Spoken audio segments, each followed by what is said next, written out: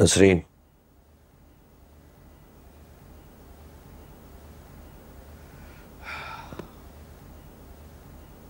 उस रोज police station के बाहर आपने जिस लड़के को देखा था वो मेरा भांजा था। मेरी बेटी की उससे मंगनी हो चुकी थी। जी मैं समझ गया था। मुझे बड़ा अफसोस भी हुआ था।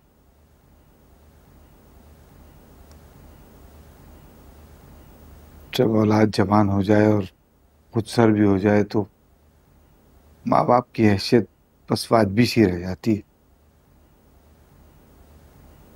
किसी जमाने में नसीहत का असर हुआ करता था।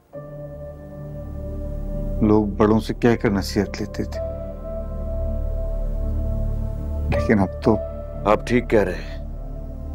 बच्चों को जवानी के खुमार में इस बात का कतई एहसास नहीं होता कि वो अपने माँ बाप के लिए कितनी परेशानियां पैदा कर रहे हैं। आप मुझे खासे सुलझे हुए आदमी लगे हैं इलियास साहब। काश तकदीर में हमें किसी और हालात में मिलाया होता। बाबा वो मैं ये कह रही थी कि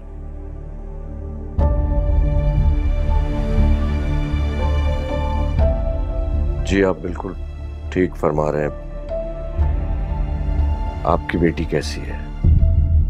अनीला, बेटा ये ड्राइंग रूम में कौन आया हुआ है?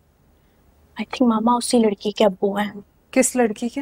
ये वही जो फराज भाई को बहकाकर पता नहीं कहाँ लेकर चली गई थी। जी तो हमारे सर पे इतनी मुसीबतें आई हुई हैं। मेरे बेटे को दुनिया जहान में बदनाम करने के बाद, रुस्वा करने के बाद अब ये क्या लेने आए हैं यहाँ?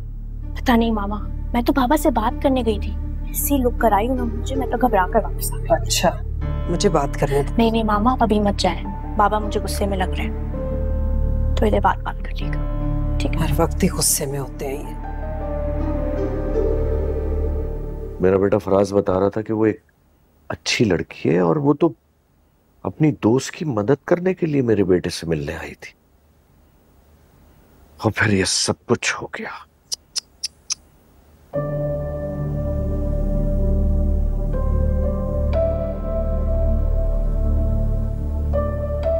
इब्राहिम साहब, मैं जानता हूं मेरे बेटे की वजह से आपकी बेटी बदनाम हो गई है। बदनामी तो हमारी भी हुई है। मेरा बेटा फराज उस दिन से घर में मुंह छुपाए बैठा है, किसी से भी नहीं मिला। लेकिन मैं बेटी वालों की परेशानी समझता हूं, क्योंकि मैं भी एक बेटी का बाप हूं।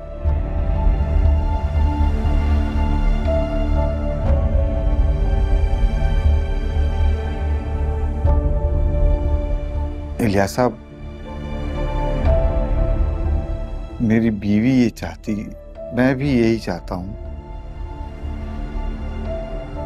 कि हम दोनों अपने बच्चों की शादी करा दें।